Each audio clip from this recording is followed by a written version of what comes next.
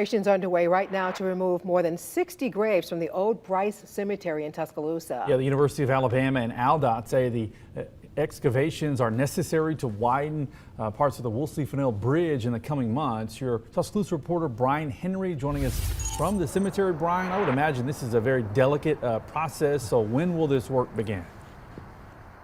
Well, Josh and Sarah, work crews connected to this project, say the work will begin sometime after the first of the year, and the job itself will take about 3 months.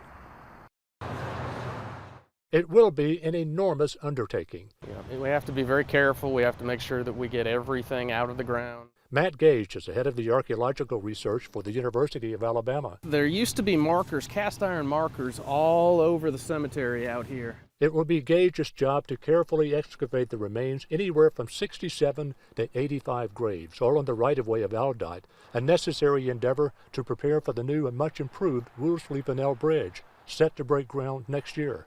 The souls buried here were patients at Bryce Hospital from 1861 to 1922.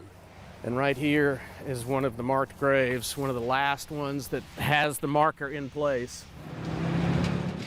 A tree cutting crew is cutting down trees to help modify the arc of the ramp coming off of Highway 82 onto Jack Warner Parkway. Now, a lot of these will be unmarked graves. Steve Davis is the Alabama Department of Mental Health historian. So we won't be able to identify who they are because the iron markers have long since been gone. But we'll know where it came from, and the ones that are marked, their name will be on their grave when they're moved.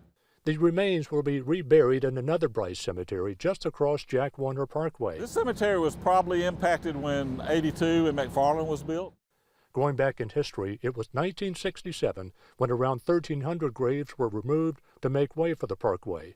They too were reinterred in the plot across the way. So we used ground-penetrating radar to identify. The work will be slow, methodical, and potentially complicated because the original markers are no longer here. A lot of those markers were broken over the years when tree limbs fell on it or they were knocked over.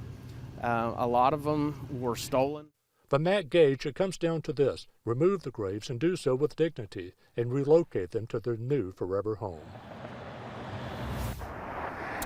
And ALDOT says it is footing the $270,000 tab to remove the trees along the right-of-way, and no word tonight on how much it will cost to remove and rebury the remains.